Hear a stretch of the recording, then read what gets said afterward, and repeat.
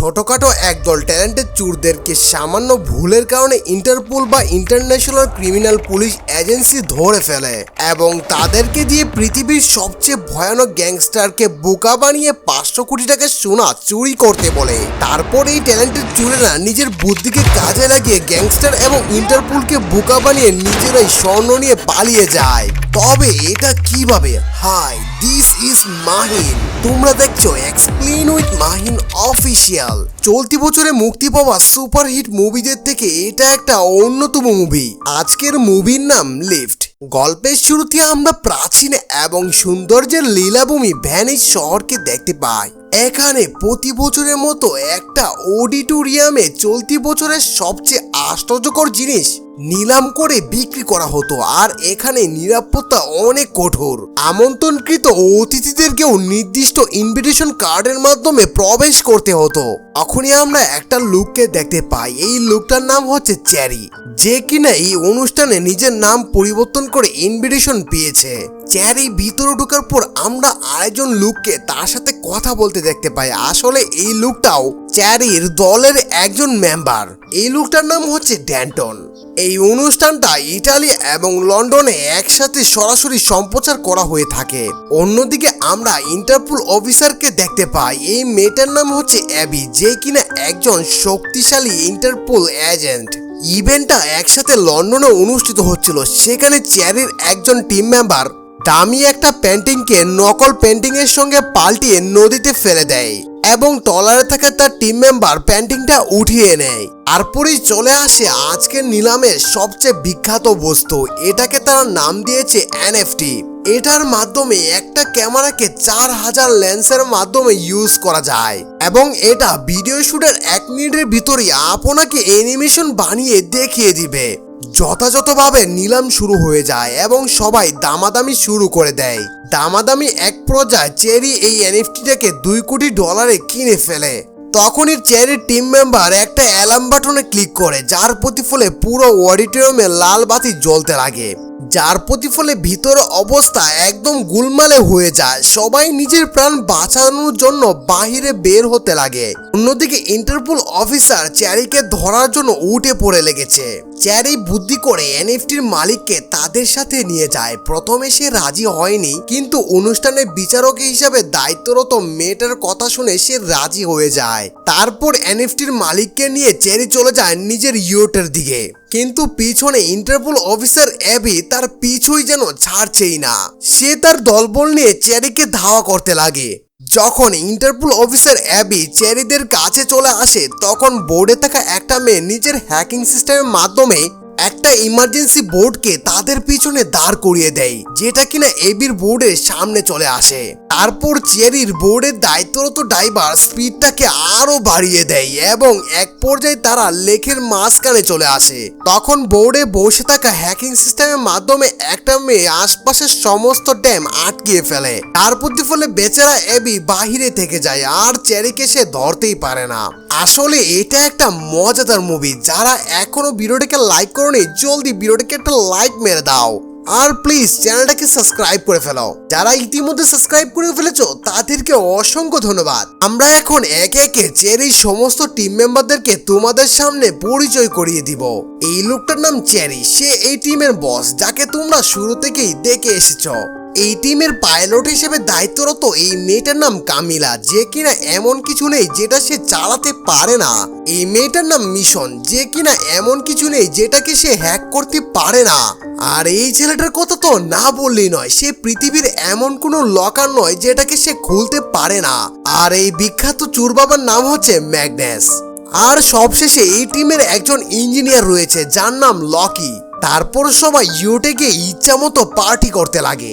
অন্যদিকে সম্পূর্ণ শহর একদম গরম হয়ে উঠেছে, কারণ ইন্টারপোল এনএফটি এবং তার মালিককে খুঁজতে খুঁজতে হয়রান হয়ে পড়েছে। এমনকি তারা শেষ পর্যন্ত তাকে কিডন্যাপ করার অভিযোগ দিয়ে নিউজও করে ফেলে। তারপর যখন এনএফটির মালিকের ঘুম ভাঙে, তখন সে এই নিউজটা দেখে তার মাথা নষ্ট হয়ে যায়। তাই সে চ্যারিকে বলতে লাগে, তোমরা আমাকে কিডন্যাপ কেন করেছো? তখন চ্যারি তাকে বিষয়টা বুঝিয়ে বলতে লাগে, যেই দিন এনএফটি চুরি হয়েছিল ঠিক সেদিনই তার টিম মেম্বাররা একটা পেন্টিং চুরি করেছিল। এটার দাম মাত্র 25 লাখ টাকা, কিন্তু তারা এটাকে কিন্তু তারা এটাকে ব্ল্যাক মার্কেটে প্রায় 2 কোটি টাকা দামে বিক্রি করে দেয় এবং সেই টাকা দিয়ে এনএফটি কিনে নেয়। আর এই এনএফটি এখন ব্ল্যাক মার্কেটে প্রায় 8 কোটি টাকা দাম হয়ে গেছে।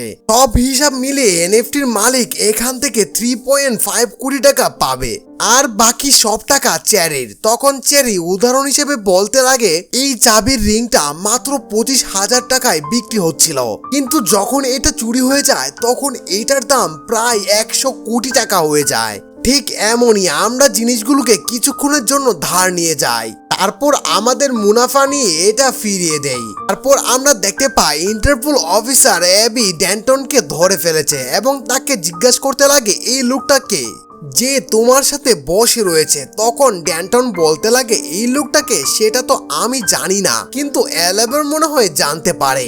তারপর ইন্টারপোল অফিসার অ্যাবি চলে আসে লন্ডনে। তখনই তাকে একজন বড় ইন্টারপোল অফিসার একটা রুমে নিয়ে যায় এবং তাকে বলতে লাগে তুমি যে করে হোক চ্যারিকে একটা অপারেশনের জন্য মানিয়ে নাও, কিন্তু অ্যাবি ডাইরেক্ট মানা করে দেয়। তখন ইন্টারপোল অফিসার তাকে একটা বিষয় দেখায়, তারপর উনি অ্যাবিকে দেখাতে লাগে এই লোকটা হচ্ছে বিখ্যাত গ্যাংস্টার লর্ডস জগারসন, যে কিনা নিজের ট্যালেন্টকে ব্যবহার করে অনেক আর্ট চুরি করে ফেলেছে। তার কাছে বর্তমানে 500 কোটি টাকার স্বর্ণ রয়েছে। সে সাধারণ মানুষকে বিপদে ফেলে স্টক মার্কেটে ইনকাম করে থাকে। তখন অ্যাবি বলতে লাগে তাহলে তুমি ওকে গ্রেফতার কেন করছো না? প্রতি উত্তরে ইন্টারপোল অফিসার বলতে লাগে তার বিরুদ্ধে কোনো প্রমাণই বের করা ইম্পসিবল, তবে এবার আমাদের কাছে তার গোপন রহস্য ফাঁস করার জন্য যার কাছ থেকে আমরা জানতে পেরেছি লর্ড জগারসন একটা হ্যাকার গ্রুপের সাথে কথাবার্তা বলছে যার নাম লিভাইথন। সে হ্যাকিং এর মাধ্যমে পৃথিবীর বিভিন্ন জায়গায় অসামাজিক কার্যকলাপ করবে, যার প্রতিফলে স্টক মার্কেটে সে ইনকাম করতে পারবে।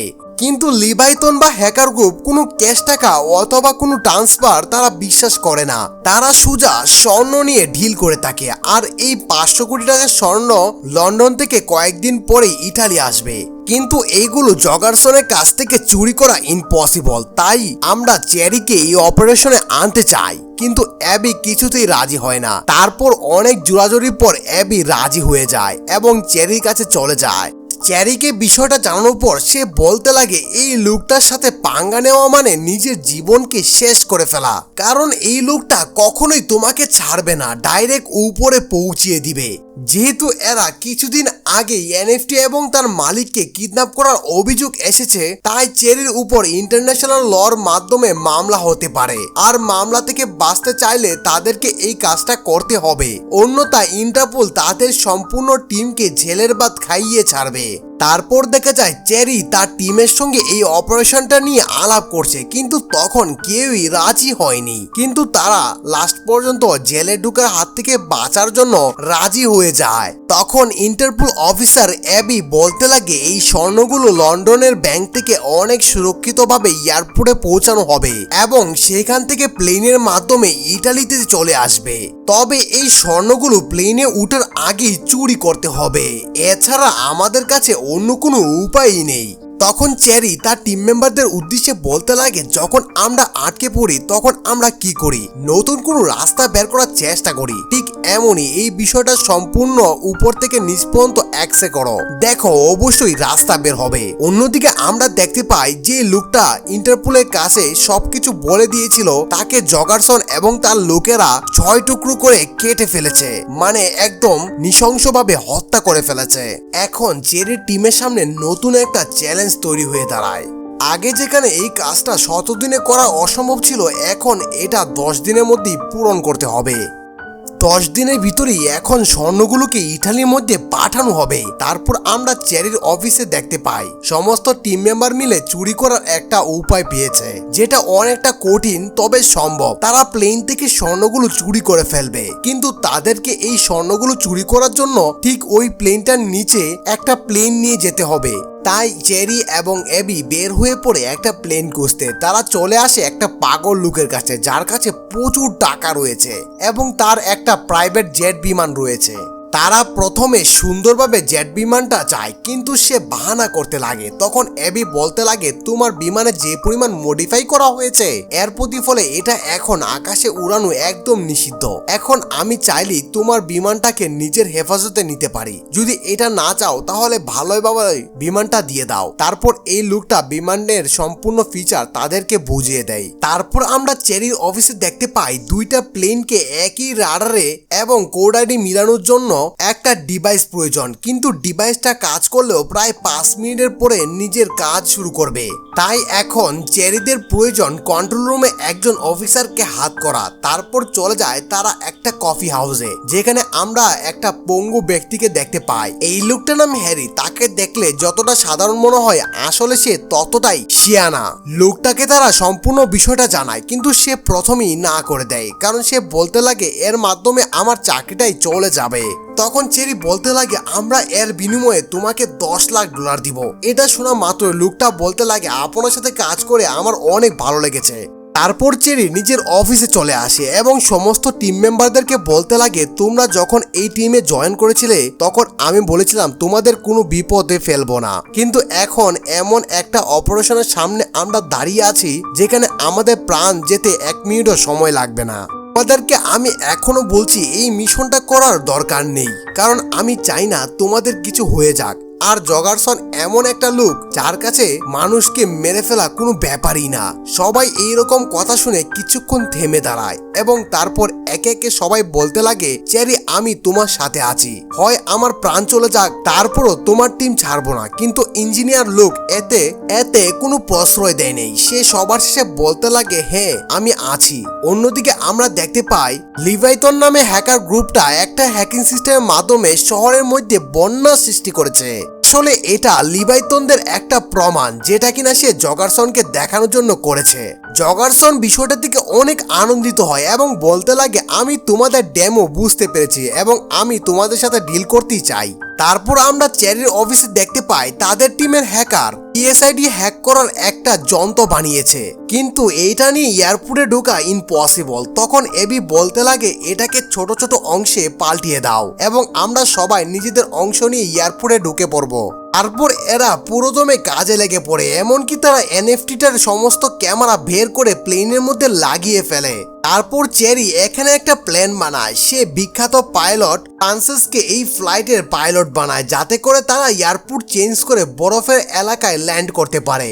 তারা জেট বিমানটাকে কিছুদিনের মধ্যেই মডিফাই করে সাধারণ প্লেনের মতো বানিয়ে ফেলে। যেহেতু এই স্বর্ণগুলো একটা হাই ক্লাস প্লেনের মাধ্যমে উঠানো হবে, তাই চেরি টিম নিজেরাও একটু ভাবসাব নিয়ে প্লেনে উঠে পড়ে। তখনই ঘটে এক বিপজ্জনক ঘটনা। চেরির টিমের লোক মানে ইঞ্জিনিয়ার প্লেনে উঠে নেই, তার কাছে অনেক কিছুই রয়েছে। যেহেতু লোকের কাছে পিএসআইডির সিগন্যাল বুস্টার ছিল, তাই এখন সিগন্যাল বুস্টার ছাড়া পিএসআইডি হ্যাক করা অনেকটাই অসম্ভব। আর হ্যাক করতে হলেও ককপিটের মিনিমাম 30 ফিটের ভিতরেই থাকতে হবে। অন্যদিকে কামিলা নিজেদের জেট বিমান নিয়ে টেক অফ করে ফেলে। তখনই মিশন বলতে লাগে আমাদেরকে জগারসনের 5 জন লোক নজরে রেখেছে, যেভাবে হোক তাদেরকে এড়িয়ে চলতে হবে। তারপর একে একে চেরি টিমের সবাই পিএসআইডি হ্যাকের জিনিসপত্র বাথরুমে রেখে আসতে লাগে। তারপর অ্যাবি বাথরুমে চলে যায় এবং সমস্ত জিনিস নিয়ে চলে আসে।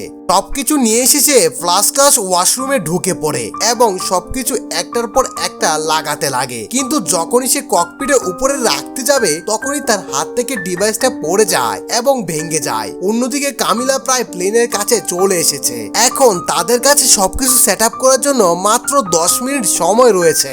তখনই চেরি ওয়াশরুমে ঢুকে পড়ে এবং ডিভাইসটাকে জোড়া লাগানোর চেষ্টা করে, কিন্তু বাইরে থাকা জগারসনের লোক ওয়াশরুমের দরজায় টোকা দিতে লাগে। তখনই অ্যাবি একটু অন্যরকম আওয়াজ করতে লাগে, যেটা শুনে জগারসনের লোক কিছু বলেনি, কিন্তু সে শুনতে লাগে। অন্যদিকে এরা এখনো পিএসআইডি হ্যাকের ডিভাইসটাকে ঠিক করতে পারেনি, যার কারণে কামিলা প্লেনের ঠিক নিচে আসা সত্ত্বেও তার সিগন্যালটা কাজ করছিল না।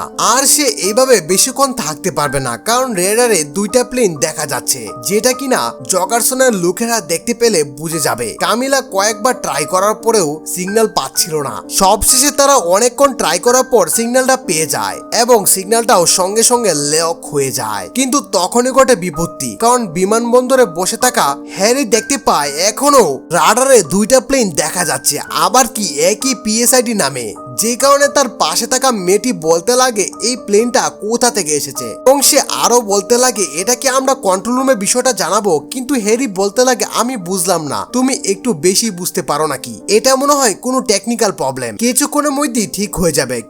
কিন্তু পাশে থাকা মেয়েটা উঠে পড়ে লেগেছে। তখন হ্যারি তাকে ইমোশনালি কিছু কথা বলতে লাগে। সে বলতে লাগে আমি যে পঙ্গু এই কারণে তুমি আমাকে দেখতে পাও না এবং আমাকে হিংসা করো। তারপর মেয়েটা তার কাছে মাপ চায়। তখনই রাডারে দেখা যায় এখন একটা প্লেনই রয়েছে। এটা দেখার পর মেয়েটা তারপরও হ্যারির কাছে আবারও ভালোভাবে ক্ষমা চায়, কিন্তু হ্যারি তাকে এক গ্লাস কফি আনতে বলে এবং বলে এইসব নিয়ে চিন্তা করো না। অন্যদিকে দেখা যায় চেরি ফার্স্ট ক্লাস ওয়াশরুম থেকে এবিকে নিয়ে বের হয়েছে। জগারসনের লোকেরা কিছুই বুঝতে পারে না এবং চেরিকে বলতে লাগে কোনো সমস্যা নেই। তারপর হ্যারি নিজের আসল চালটা চালে। যে প্লেনে থাকা পাইলটকে বলতে লাগে নির্দিষ্ট এয়ারপোর্টে আবহাওয়া খারাপ রয়েছে, তাই আপনাকে একটা বরফের এলাকায় ল্যান্ড করতে হবে। আর আমরা জানি আপনি যতই বৃষ্টিপাত হোক না কেন ওইখানে ল্যান্ড করতেই পারবেন, কিন্তু ওই এয়ারপোর্টের রানওয়েটা কিছুটা ছোট, কিন্তু আমরা জানি আপনি পারবেন। তারপর সে কামিলাকে বলতে লাগে আপনার রাস্তা পরিষ্কার, আপনি সোজা ল্যান্ড করতে পারেন।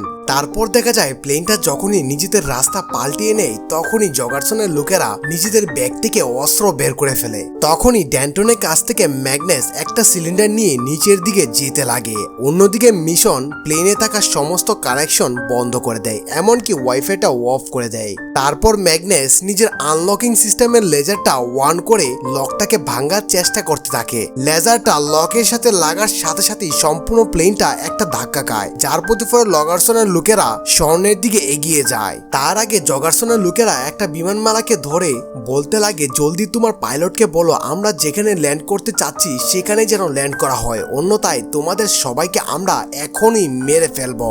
বিষয়টা জানার সাথে সাথেই চেরি এবং অ্যাবি জগারসনের লোকদের উপর আক্রমণ করে বসে। তারপর এদের ভিতর হাতাহাতি শুরু হয়ে যায়। এক পর্যায়ে জগারসনের লোকদেরকে অ্যাবি এবং চেরি হারিয়ে ফেলে এবং সোজা চলে যায় ম্যাগনাসের কাছে। ম্যাগনাস নিজের ট্যালেন্টকে কাজে লাগিয়ে যথাসময়ের পূর্বেই লকটা ভেঙে ফেলেছে। আর তখনই পাইলট প্লেনটাকে বরফের উপর ল্যান্ড করে ফেলে, কিন্তু প্লেনটা রানওয়ের তুলনায় অনেক বড় ছিল, তাই ল্যান্ড করার সাথে সাথেই ভিতরে থাকা সমস্ত যাত্রীর অবস্থা খারাপ হয়ে পড়ে। সবশেষে পাইলটের দক্ষতার কারণে প্লেনটা ঠিকমতো ল্যান্ড করতে পারে, কিন্তু তখনই দেখা যায় পিছনে কামিলা নিজের জেট বিমান নিয়ে চলে এসেছে। কিন্তু প্লেনটা ল্যান্ড করার পরেই জগারসনের লোকেরা অ্যাবি, চেরি এবং ম্যাগনাসকে হাতে নাতে ধরে ফেলে এবং তাদেরকে গান পয়েন্টে নিয়ে ফেলে। তখনই জগারসন কল দিয়ে বলতে লাগে লোকগুলোকে আমার কাছে ধরে নিয়ে আসো এবং তাদের প্লেনটাকেও। ওদের কত বড় সাহস যে জগারসনের স্বর্ণে হাত দিয়েছে। তখন একটা লোক ম্যাগনাসকে নিয়ে অন্যদিকে যেতে লাগে আর বলতে লাগে সামনে গিয়েই তোমাকে মেরে ফেলবো। অন্যদিকে ইন্টারপোল বিষয়টা জানতে পারে, কিন্তু তারা চেরিদের জেট বিমানটাকে রেডারে খুঁজে পাচ্ছিল না এবং তাদেরকে ট্র্যাক করাও ইম্পসিবল ছিল। যেহেতু তারা প্লেনের উপর অ্যালুমিনিয়ামের কিছু স্টিল লাগিয়েছিল তাই প্লেনটাকে খুঁজে পাওয়া ইম্পসিবল হয়ে পড়ে। তারপর কামিলা এই স্টিলগুলোকে খোলার জন্য প্লেনটাকে উল্টো পাল্টো ভাবে চালাতে লাগে, যার প্রতিফলে একে একে সমস্ত শিল খুলতে লাগে। আর এইদিকে ম্যাগনেট লোকটার কাছ থেকে বন্দুকটা হাতিয়ে নেয় এবং বুদ্ধি করে এমন সিস্টেম করে যার প্রতিফলে লোকটা গুলি মারার সাথে সাথেই তার হাঁটাই উড়ে যায়। যেহেতু প্লেনের প্রায় বেশি অর্ধেক স্টিলগুলো খুলে গেছিল তাই রেডারে এখন প্লেনটাকে দেখা যাচ্ছিল। তখন ইন্টারপোল অফিসার হাগলি প্লেনটাকে আকাশে ফুটানোর জন্য দুইটা জেট বিমান পাঠায়। অন্যদিকে জগারসনের কাছে লিভাইথন থেকে হ্যাকার গ্রুপের একজন সদস্য চলে এসেছে এবং তাকে বলতে লাগে আমাদের স্বর্ণ কোথায়, আমরা স্বর্ণ নিয়ে চলে যাব। তখন জগারসন প্রত্যুত্তরে বলতে লাগে আপনাদের স্বর্ণ 1 ঘন্টার ভিতরেই পেয়ে যাবেন, স্বর্ণ সুজা এখানে ল্যান্ড করবে। তখন লিভাইথন গ্রুপের হ্যাকার বলতে লাগে আপনার যত প্রপার্টি আছে যদি স্বর্ণ না দেন তাহলে আমরা সবকিছুই মুহূর্তেই গায়েব করতে পারি। অন্যদিকে আমরা দেখতে পাই কামিলাদের প্লেনের আশপাশে দুইটা মিলিটারি প্লেন চলে এসেছে এবং তাকে বলতে লাগে আমরা মিলিটারি থেকে এসেছি, আপনি জলদি নিজেদের পরিচয় দেন, অন্যথায় আমরা আপনাকে শেষ করে দেব। তখন হ্যারি নিজের থেকে আরেকটা চাল চালে। সে মিলিটারিকে বলতে লাগে এটার ভিতর সিভিলিয়ান রয়েছে, কিন্তু ইন্টারপোল অফিসার এটা মানতে নারাজ। সে বলতে লাগে শুট করে দাও, কিন্তু মিলিটারি তো যাকে ইচ্ছা তাকে শুট করতে পারবে না। যদি তারা সিভিলিয়ান হয়ে থাকে এটা প্রমাণ দিতে পারে তাহলে মিলিটারিরা তাদেরকে শুট করবে না, অন্যথায় শুট করে দিবে। তখনই মিলিটারি প্লেনের একজন পাইলট বলতে লাগে আপনাকে 1 মিনিট সময় দেওয়া হচ্ছে, এর ভিতর যদি আপনি নিজের পরিচয় না দেন তাহলে আমরা মিসাইল নিক্ষেপ করতে বাধ্য হব। যেহেতু এই প্লেনের নিচের অংশে একটা মনিটর রয়েছে তাই অনেক কষ্ট করে এবি রিমোটটা হাতে নেয় এবং সেখানে সিভিলিয়ান লিখে ফেলে। তারপর কামিলা প্লেনটাকে উল্টো করে ফেলে এবং উপরে থাকা মিলিটারিরা দেখতে পারে যে সিভিলিয়ান রয়েছে এবং তারা মনিটরের মাধ্যমে উত্তর দিয়েছে, যার প্রতিফলে মিলিটারিরা এখান থেকে চলে যায়। কিন্তু তখনই ভিতরে থাকা জগারসনের লোকেরা এবি এবং চিরিকে মেরে ককপিটের ভিতর চলে যায় এবং কামিলাকে বলতে লাগে প্লেনটা ভালোভাবে চালাতে এবং সোজা করে চালাতে। কিন্তু কামিলা তার সাথে ফাইট করতে লাগে, যার প্রতিফলে কামিলার হাতটা কেটে যায়। অনেক চেষ্টার পর এবি এবং চেরি ককপিটের ভিতর ঢুকে প্লেনটার নিয়ন্ত্রণ নেয়, কিন্তু তখনই একটা প্লেন উড়ে গিয়ে জেট বিমানটার প্লেনের ফিউলের মধ্যে আঘাত হানে, যার প্রতিফলে সমস্ত হাইড্রোলিক পাম্প বন্ধ হয়ে যায়। তাই এখন আর কিছুই কাজ করবে না। তারপরও কামিলা ইঞ্জিনের সাহায্যে প্লেনটাকে কন্ট্রোল করার চেষ্টা করে, কিন্তু এইভাবে কন্ট্রোল করার পর এয়ারপোর্ট পর্যন্ত পৌঁছানো ইম্পসিবল। তবে পাশেই ছিল জগারসনের প্রপার্টি। তারা সুজাকে জগারসনের প্রপার্টির উপর আঘাত হানে। তারা প্লেনটার 12টা বাজিয়ে এবং জগারসনের প্রপার্টি 13টা বাজিয়ে তারা প্লেনটার সমস্ত ডানা ভেঙে অনেক কষ্টে প্লেনটাকে ল্যান্ড করে। কিন্তু তখনই প্লেন থেকে নামার সাথে সাথেই জগারসনের লোকেরা এবি এবং চেরি লোকেরা গান পয়েন্টে নিয়ে নেয়। যেহেতু চেরির সাথে মাইক্রোফোন লাগানো ছিল তাই মিশনকে বিষয়টা জানায় এনএফটির মাধ্যমে ভিডিও শুট করতে। জগারসন সামনে আসা মাত্রই চেরি বলতে লাগে নিশ্চয়ই তুমি লিভাইতন হ্যাকার গ্রুপের একজন সদস্য। এটা শোনার পর লিভাইতনের হ্যাকার গ্রুপের লোক চিন্তায় পড়ে যায় এবং তিনি বলতে লাগে এর মধ্যে একজন ইন্টারপোলের অফিসার রয়েছে, তো আমরা আপনার সাথে কোনো কাজ করতে পারবো না। এটা শোনা মাত্রই জগারসন রেগে যায় এবং ওই লোকটার পায়ে একটা গুলি মারে এবং বলতে লাগে তোমার এমডিকে বলো আমরা তোমাদের সাথে ডিল করব, অন্যথায় এই গুলিটা কিন্তু তোমার মাথায় লাগবে। তো লিভাইতনের হ্যাকার গ্রুপের এমডি ডাইরেক্ট মানা করে দেয়, যার প্রতিফলে জগারসন মেয়েটাকে মেরে ফেলে। আর ঠিক এই ভিডিও ফুটেজটা এনএফটির মাধ্যমে শুট করা হয়। তারপর জগারসন চেরি এবং অ্যাবিকে জিজ্ঞাসা করতে লাগে তোমাদের মধ্য থেকে কে ইন্টারপোল থেকে এসেছো, জলদি বলো। তখন চেরি সামনে এগিয়ে বলতে লাগে আমি ইন্টারপোল থেকে এসেছি। যখনই চেরিকে গুলি মারতে যাবে তখনই আশপাশে পুলিশ চলে আসে এবং জগারসন ও সবাইকে ঘিরে নেয়। তখন জগারসন বলতে লাগে এরা কোথায় থেকে যেন এখানে উড়ে এসেছে, আমি নিজের প্রপার্টি বাঁচানোর জন্য বন্দুক হাতে নিয়েছি। তখন চেরি বলতে লাগে আসলে তুমি এটাই জানো না যে প্রত্যেকটা আর্ট একজন আর্টিস্টের জন্য অনেক কিছু। অনেকেই তো বলতে লাগে এনএফটির মতো বস্তু কয়েকদিন পরে নাকি হাওয়ায় মিলিয়ে যাবে, তাহলে আমি এখন তোমাকে একটা ম্যাজিক দেখাই। এটা বলেই চেরি প্লে করতে বলে এবং স্ক্রিনের মধ্যে দেখা যায় জগারসন লিভাইথনের লোকটাকে গুলি মেরেছে। তারপর দেখা যায় হাগলি এবং মিলিটারিদের চিফও চলে এসেছে। মিলিটারিদের চিফকে এবি বিষয়টা জিজ্ঞাসা করলে সে বলতে লাগে আমি জানতাম না তোমরা যে প্রাণে বেঁচে যাবে, কারণ 2টা মিলিটারি প্লেন তোমাদের কাছে পাঠিয়ে দিয়েছিলাম এবং তোমরা যদি সিভিলিয়ান বলে না প্রকাশ করতে তাহলে তোমাদেরকে এই পর্যন্ত আসা আর হতো না। এটা শোনার পর এবি হাগলিকে একটা সজোরে ঘুষি মারে এবং নিজের চাকরি এখানেই ছেড়ে দেয়। তারপর দেখা যায় এবি চেরি সবাই একসঙ্গে চলে যায় এবং এক সপ্তাহ পর এবি চেরিকে নিয়ে একটা জায়গায় যাচ্ছিল।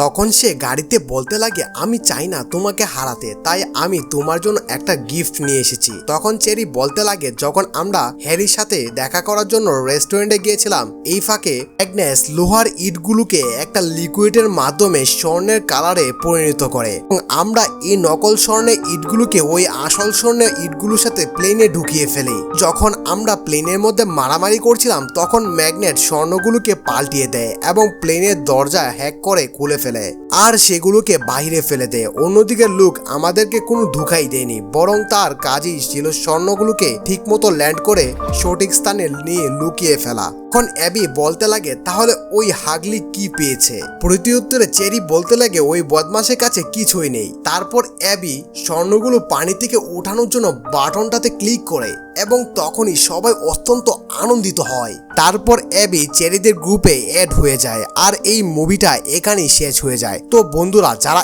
এই পর্যন্ত ভিডিওটা দেখেছো প্লিজ ভিডিওটাকে লাইক ও চ্যানেলটাকে সাবস্ক্রাইব করতে কিন্তু ভুলবেই না। আর অবশ্যই ভিডিওটা তোমাদের বন্ধুদের কাছে শেয়ার করবে আর তোমাদের এই এক্সপ্লেনটা কেমন লেগেছে অবশ্যই কমেন্ট জানাবে এবং তোমরা কোন মুভির এক্সপ্লেনেশন চাও অবশ্যই কমেন্ট জানাবে, সেটা আমি শীঘ্রই তোমাদের জন্য এক্সপ্লেন করে নিয়ে আসবো। Stay safe, good bye.